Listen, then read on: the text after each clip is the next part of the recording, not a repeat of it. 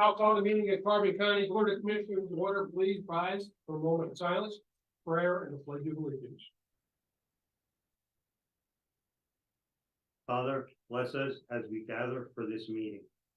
Guide our minds, hearts, so we will work together. Teach us to be generous in our outlook, courageous in the face of difficulty, and wise in our decisions. Amen. I pledge allegiance to the flag of the United States of America and to the republic which stands, one nation, under God, indivisible, with liberty and justice for all.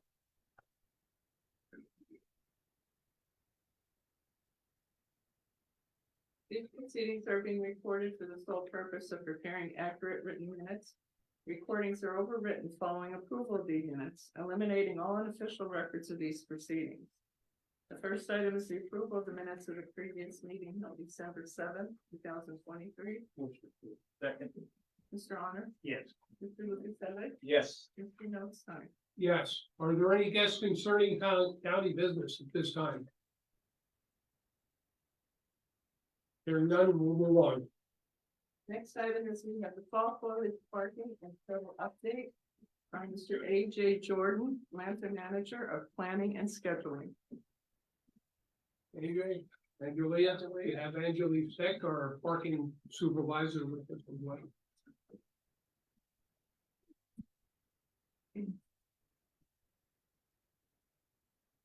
Nice. Good morning. Morning, AJ.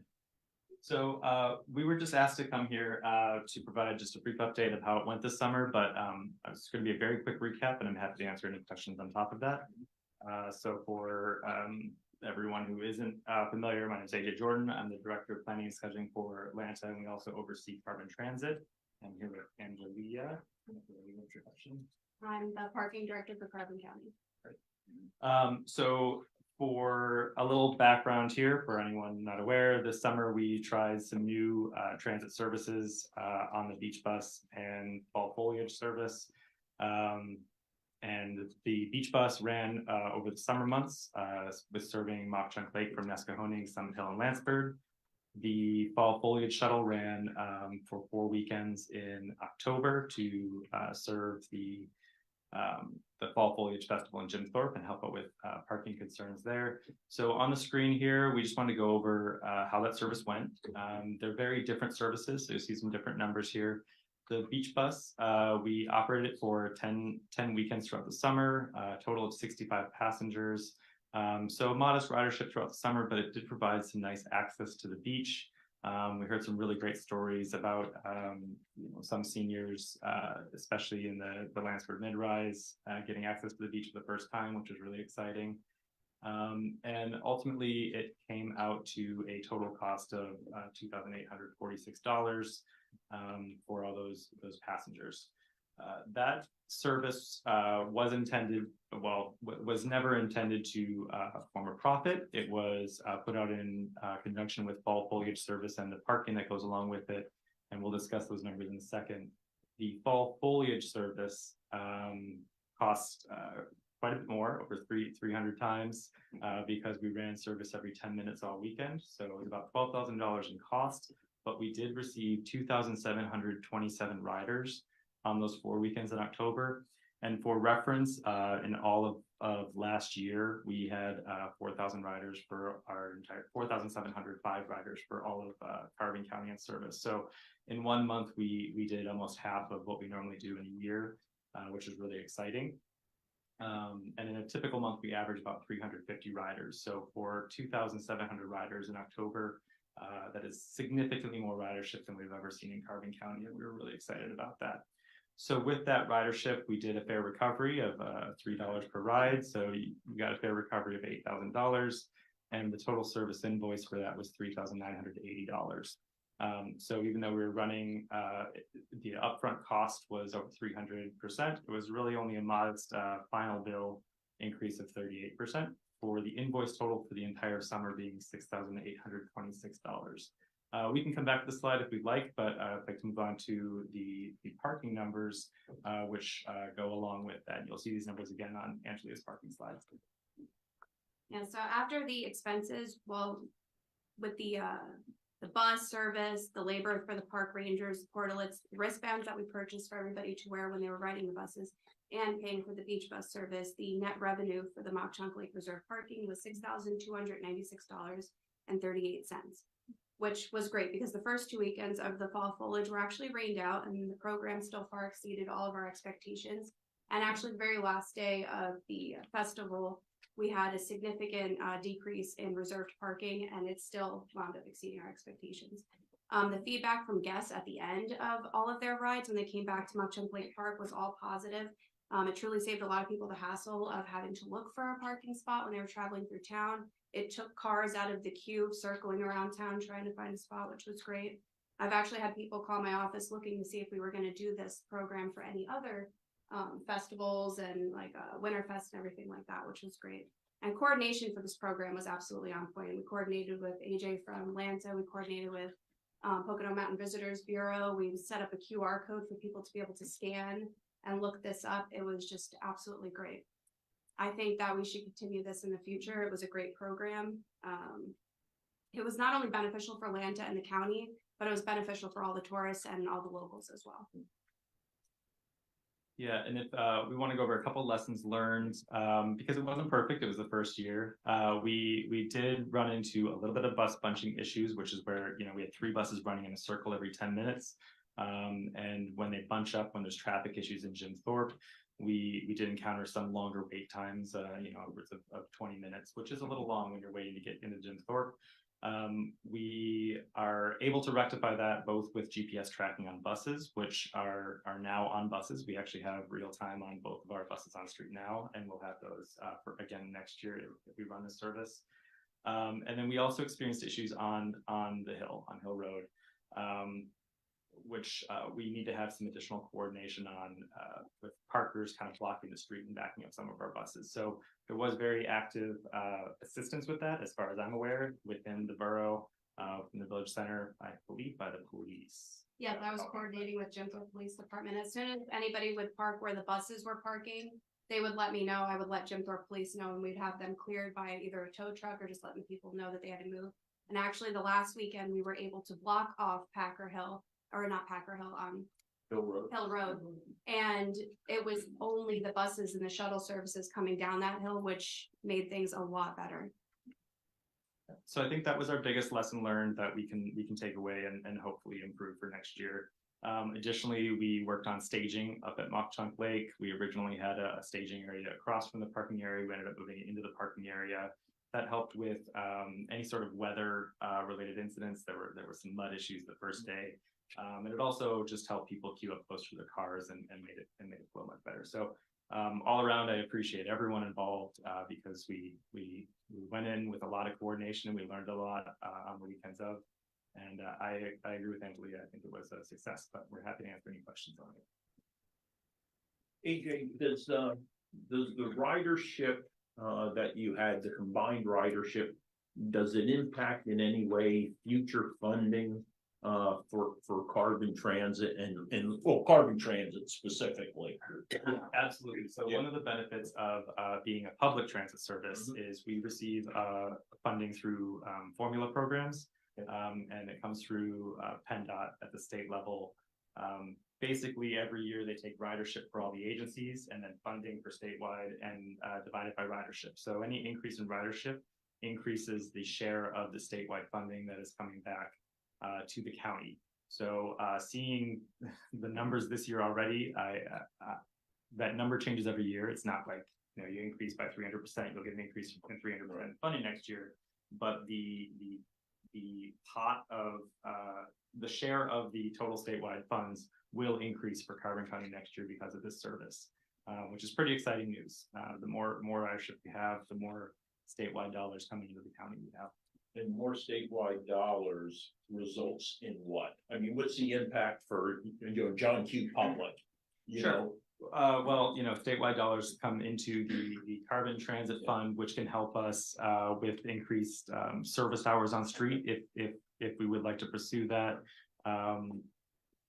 Just kind of increased operations in the county, and that is for the system as a whole. So what we're discussing right now is CT Bus, which is our fixed route service in the county. But those funds come in and also help us with the CT shared by the paratransit service and their CT flex service as well. So it really helps add just some additional funding to kind of even out the service and increase wherever we need to see increases. Right. I think the other question is, what other, since this is successful, what other events or holidays should we really be looking at?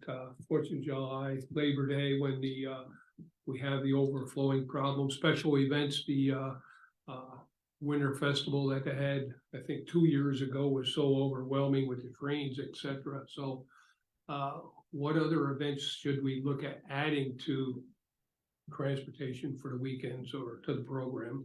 I think like 4th of July, like big holidays like that, especially after Memorial Day. After Memorial Day, it starts to pick up, especially on Saturdays. Saturdays are probably the worst. I definitely think 4th of July, Labor Day weekends. And as it gets closer to fall foliage, you might even maybe push it a couple weekends before fall foliage. Because a lot of people try to beat the traffic of fall foliage by coming a little bit earlier, and it winds up overwhelming the town. I would just bear in mind that, you know, during the 101 days of summer, Mock Chunk Lake Park becomes unavailable for the shuttle service. Doesn't mean you couldn't do it from another location.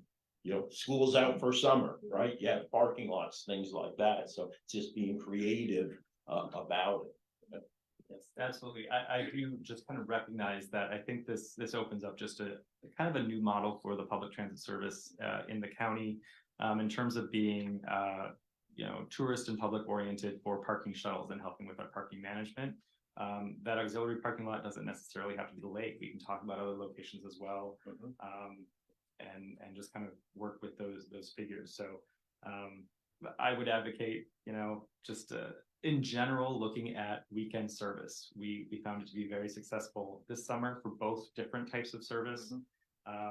And I know we received just quite a few requests from people in the city wanting to come up to Jim Thorpe and often don't because of parking restrictions here. So I think we can look at additional services north-south through the county as well, and better utilizing those Lanta resources to get people into the county without impacting the parking issues. So I'm open to discussions. I can't speak to which weekends work best.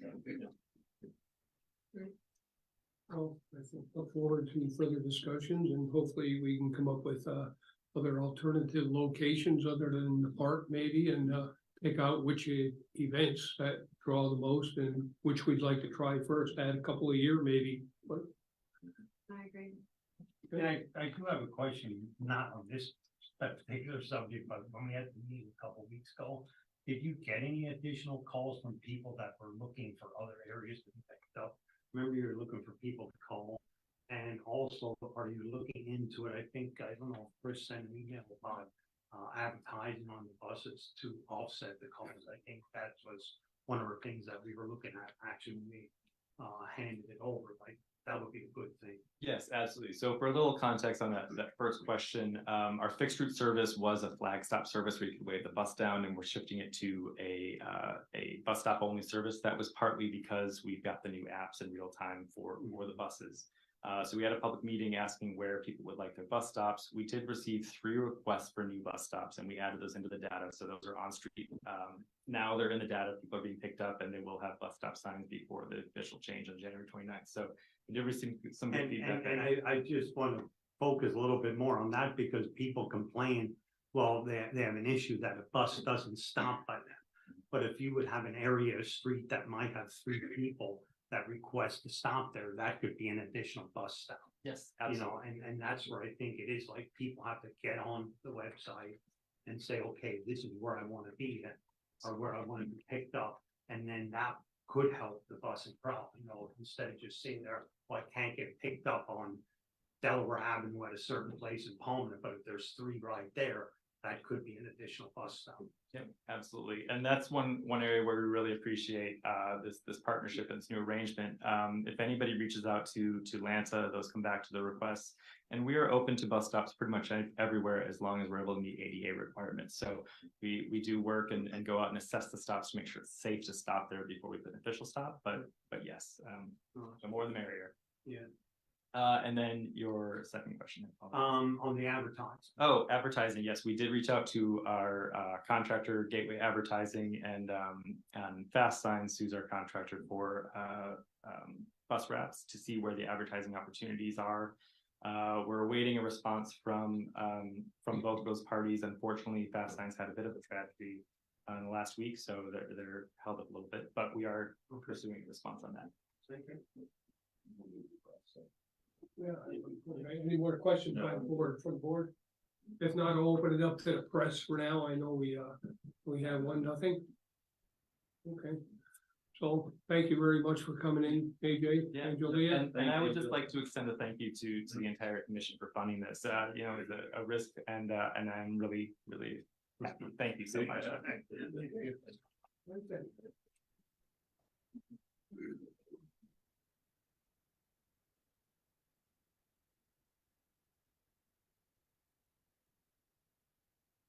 We're ready to move on, I believe.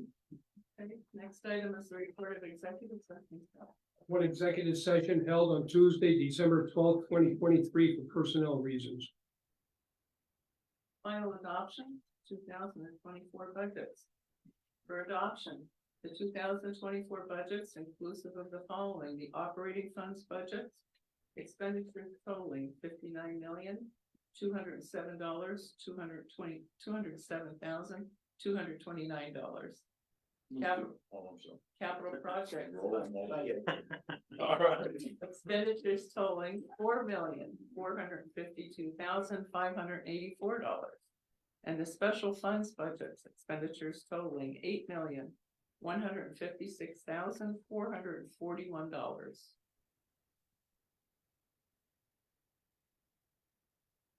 I'll make the motion.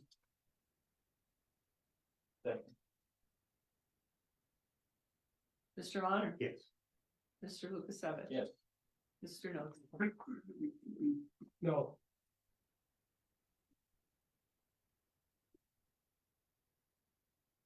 For budget resolution for adoption, resolution number 23-042. Second. Mr. Honor? Yes. Mr. Lukasevich? Yes. Mr. Noakes? No. The tax levy resolution number 23-043. Motion. Second. Mr. Honor? Yes. Mr. Lukasevich? Yes. Mr. Noakes? No.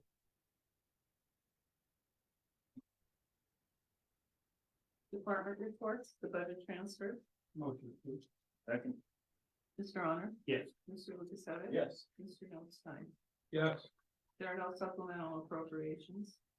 Expenditures, approval of check numbers 240363 through 240566 for expenditures to the general fund clearing account totaling $800,844.06. Motion approved. Second. Mr. Honor? Yes. Mr. Lukasevich? Yes. Mr. Noakes? Yes. The treasurer's report. Motion approved. Second. Mr. Honor? Yes. Mr. Lukasevich? Yes. Mr. Noakes? Yes. At this time, we're going to recess our meeting of the commissioners, and I'll now call the monthly meeting for the salary board to order. Are there any guests concerning salary board issues? Hearing none, we'll move on. The report of executive sessions held. There was one executive session held on December 11th, 2023 at 3:30 p.m. Our first item is the court, Judge Surface. Thank you. Under adult probation, we make a motion to change the rate of one adult probation specialist from $13.65 per hour. That's grade 2, step A, to $14.33 per hour. Which is grade 3, step A, effective December the 18th, 2023. Judge Surface. Yes. Mr. Honor. Yes. Mr. Lukasevich. Yes. Mr. Noakes? Yes. Any further business for the salary board? Hearing none, meeting adjourned. We'll now reconvene our meeting of the commissioners. The next item is the personnel report for county department. Motion approved. Second. Mr. Honor. Yes. Mr. Lukasevich. Yes. Mr. Noakes? Yes. The acknowledgements, reports, and row offices. Motion acknowledged.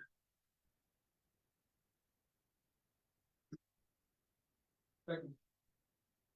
Mr. Honor? Yes. Mr. Lukasevich? Yes, with the exception of the juvenile probation officer appointment. As a result of the court's continuing, disrespect, for the law, commonly referred to as Act 57 of 2020, for which, increases liability, perpetuates the risk, to county government, county taxpayers, and the public in general. Mr. Notstein? Yes. Correspondence was received as listed. Copies will be made available to the press on request. Adult probation for approval and execution.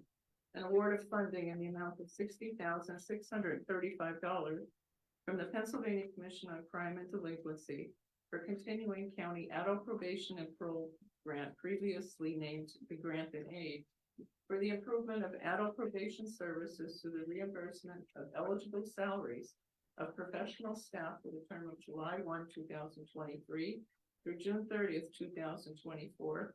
This application was approved October 19th, 2023, agenda item 23-496. Move to approve and execute. Second.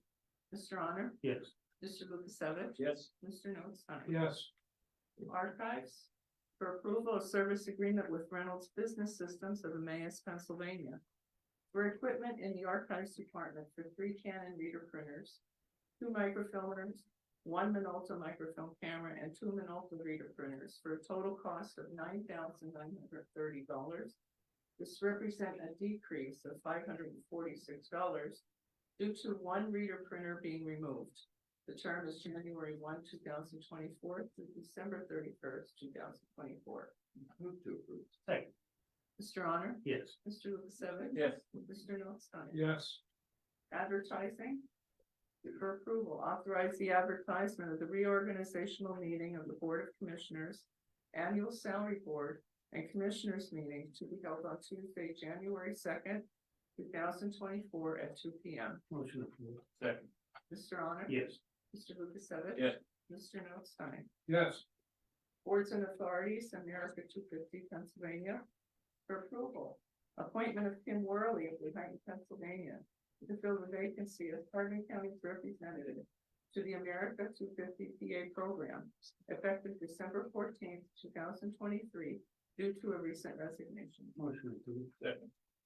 Mr. Honor? Yes. Mr. Lukasevich? Yes. Mr. Notstein? Yes. Animal Shelter Advisory Commission for acceptance. A letter was received from Jason Bill submitting his resignation from the Carbon County Animal Shelter Advisory Commission effective November 6, 2023. Move to approve. Second. Mr. Honor? Yes. Mr. Lukasevich? Yes. Mr. Notstein?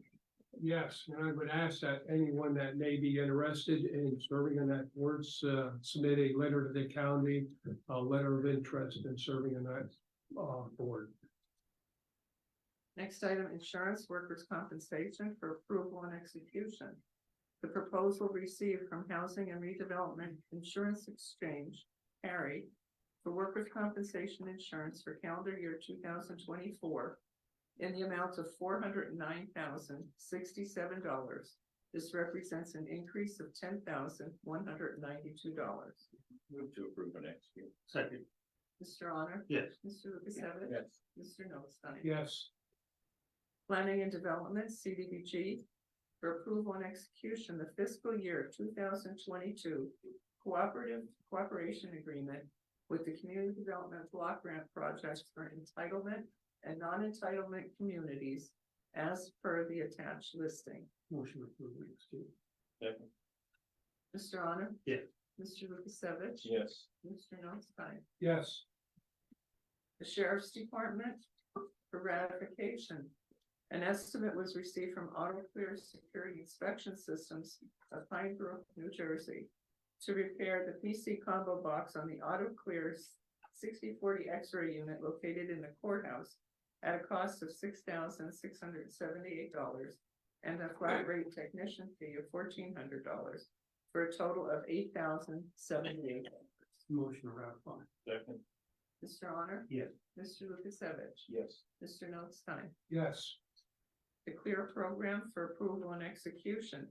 clear program agreement with Thomas Rudder to aid in locating and apprehension of defendants wanted on outstanding warrants for a 3-year term at a cost of $192 per month for year 1, $201.60 per month for year 2, and $211.68 for year 3. Move to approve the next. Second. Mr. Honor? Yes. Mr. Lukasevich? Yes. Mr. Notstein? Yes. Solicitors report? Thank you. For Mockchuck Lake Park, seeking a motion for approval and execution of a special activities agreement for the use of Mockchuck Lake Park by Marian Catholic High School of Tamaqua, Pennsylvania for their polar plunge, January 27th, 2024, an alternate date of February 3rd, 2024, pending approval by the Pennsylvania Fish and Boat Commission. Move to approve the next. Second. Mr. Honor? Yes. Mr. Lukasevich? Yes. Mr. Notstein? Yes. Next, seeking a motion to adopt resolution 44 of 2023, recognizing the 125th anniversary of Provoznik Flowers of Lansford, Pennsylvania. Motion adopted. Second. Mr. Honor? Yes. Mr. Lukasevich? Yes. Mr. Notstein? Yes. Mr. Solicitor, if you would. Whereas Provoznik's Flowers of Lansford has continuously served the residents of Carbon County since 1898, when it was founded by Michael Provoznik, who studied horticulture in Europe, immigrated to the United States in 1882, and spent time working as a gardener for a local mine superintendent.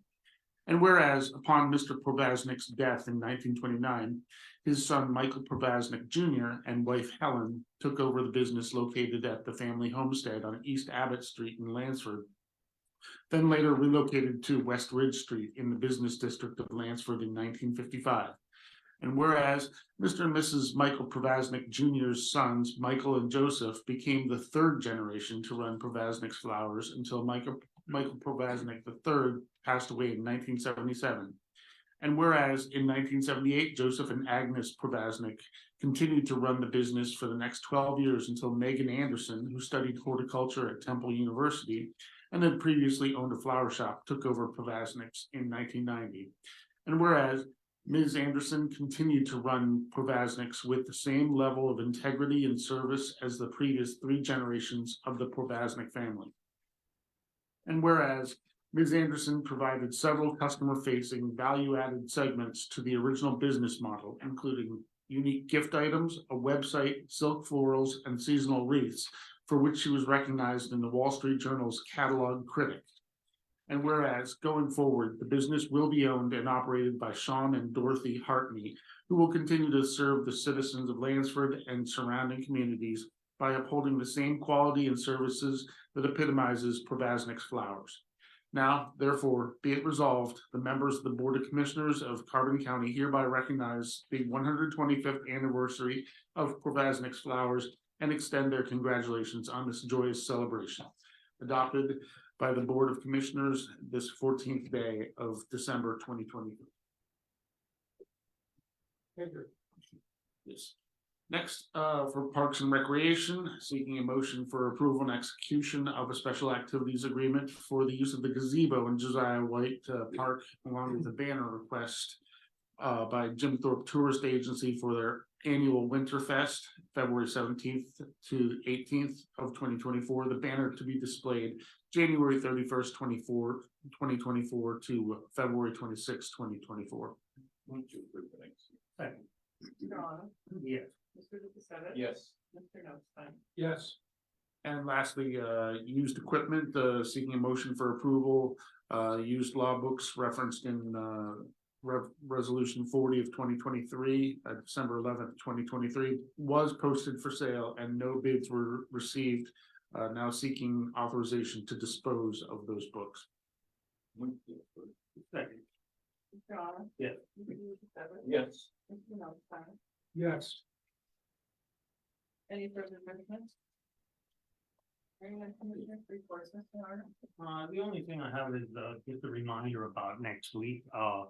We're launching our opiate campaign along with Monroe and Pike County, so I'm hoping that everybody attaches to the next week's meeting and finds out what it's all about, because they will be coming here to explain what it's about, and it will be at each of the other counties also next week. And that is it. Mr. Lukasevich? Yeah, I'll just preempt the potential of a comment on the budget. I did note that we combined all three funds together, whereas previously we had kind of done it individually. I do continue to have reservations on the capital project fund, but nonetheless, it is a budget that needed to be passed. It's a budget that I'm comfortable of saying did not in this year need a tax increase. And I would ask the public that as you concern yourself with the potential for a tax increase, which is imminent in the next year or two, the county will need one. But for this year, if you look at the general fund cash balances, but more importantly, if you look at the monthly cash flows, the debits and credits, you'll see we are in good shape. But that doesn't say that if action isn't taken within the next couple of years, we could be challenged. That's all I have. I could dispute that somewhat with a $5.3 million plus deficit again this year. Taking the general balance down to just over $1.5 million. And as you saw on the agenda again today, we passed how many things that are increases. Healthcare alone this year is going to be $550,000 more than last year. We passed another item on the agenda costing $10,000 a year more. We're looking at a salary increase, which is going to cost a great deal of money. And how can you continuously operate a budget at a deficit of over $5.5 million? I want to remind the public that our income over the years from real estate taxes have not gone anywhere, have not been significant enough to offset the expenditures. This year alone, its projected revenue is only $168,000 more in tax revenues to pay all these additional expenses. We pass for an expenses in maybe 2 weeks, sometimes in 1 week, that exceeds that amount. And I cannot see us continuously spending all that money. You're right. We will have to do a tax increase. If nothing is done before next year, we are looking at a 3 mil tax increase.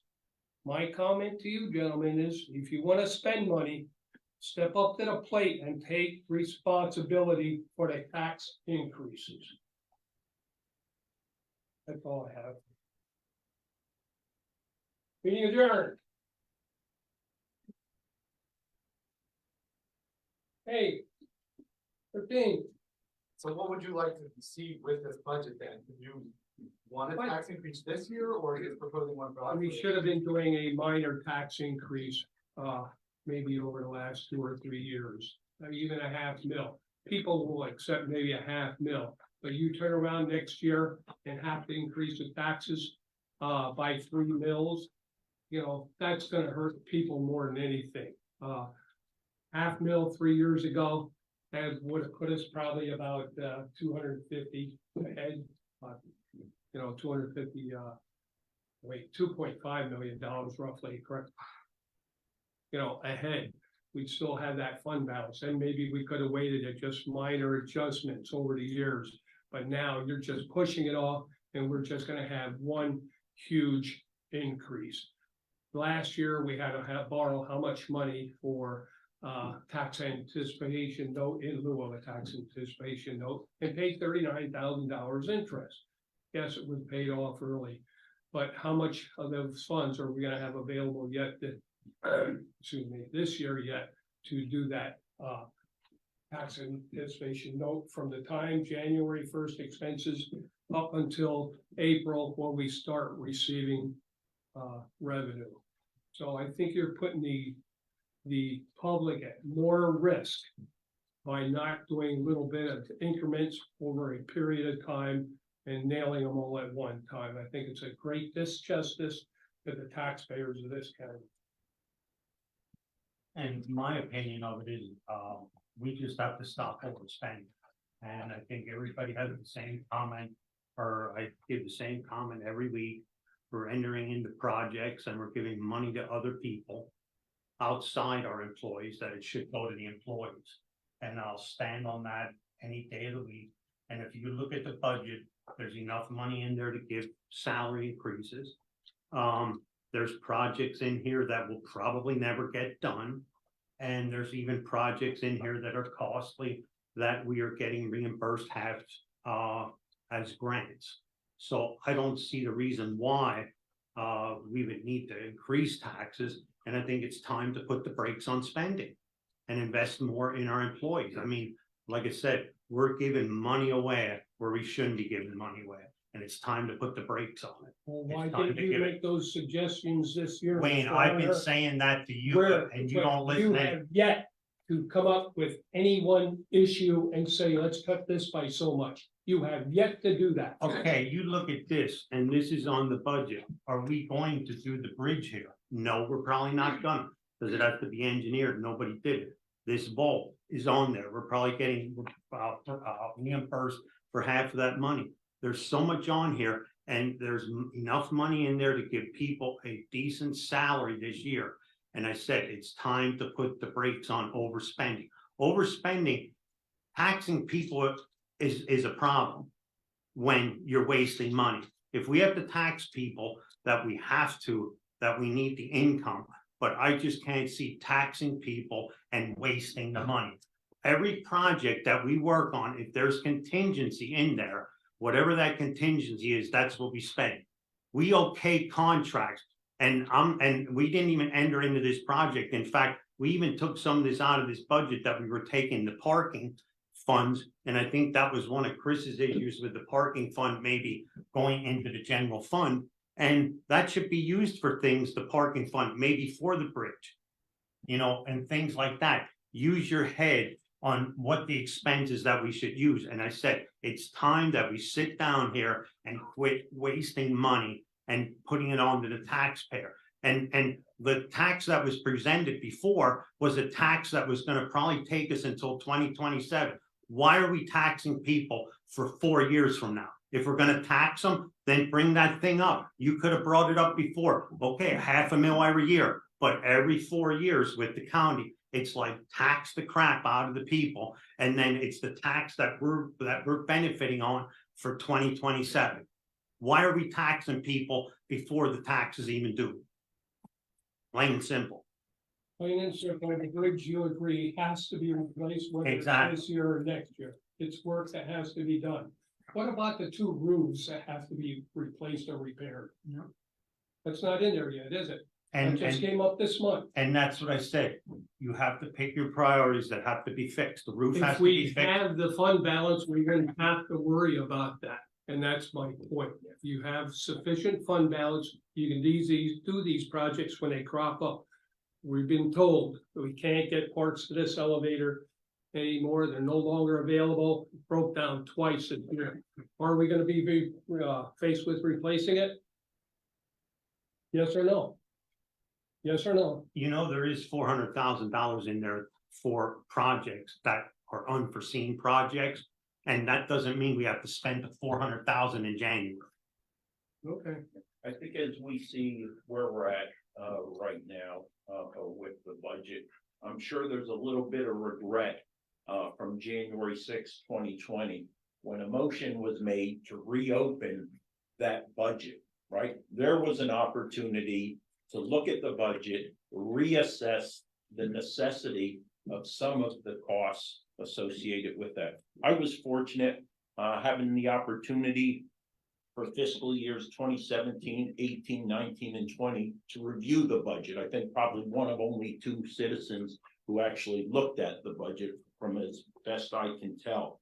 And I was confident in 2020, in January when I came in, that the county could comfortably and responsibly not tax the citizens for a 4-year period. And I'm glad that Commissioner Arner has stood with me these past 4 years to help ensure that we are being responsible and we are taking care of the citizens of Carbon County and only increasing taxes when it's absolutely necessary. Now, that time is coming, but it hasn't been these past 4 years. But the increase, what you're suggesting, will be a lot higher than the $500,000 or $250,000 here and there. Is that correct? I How cannot much assess mil that. is it gonna take to make up that 5? I don't know, I don't say that because we don't even know what we're gonna, or any balance is gonna be in December next year. And you don't plan for the future. That's my point, which you made a point to point out to me Yeah. that I do not look at the future. No. You are not looking at the future. I think.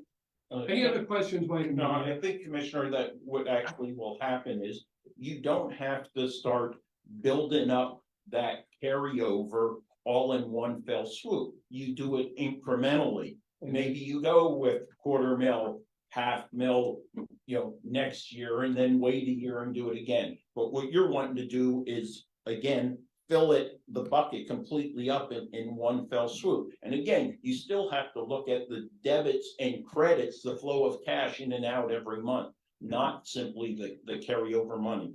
Now, if the county would start doing multi-year forecasting, you would be able to predict with high reason or high probability what increases are necessary. But we continue to do 1-year budgeting. And again, it's always an emergency because of that. We don't forecast multi-year. I wish you'd make up your mind. You just suggested quarterly, small increments, in which is what I projected. Spend it down gradually and adjust as needed over the years. But you failed to do that. That's my point. Any other questions by the media? Good question, though. Are you gonna be going to that resolution? No, I'm not in town. Okay, working. Yeah. I can't keep it. So we still talk after the organization.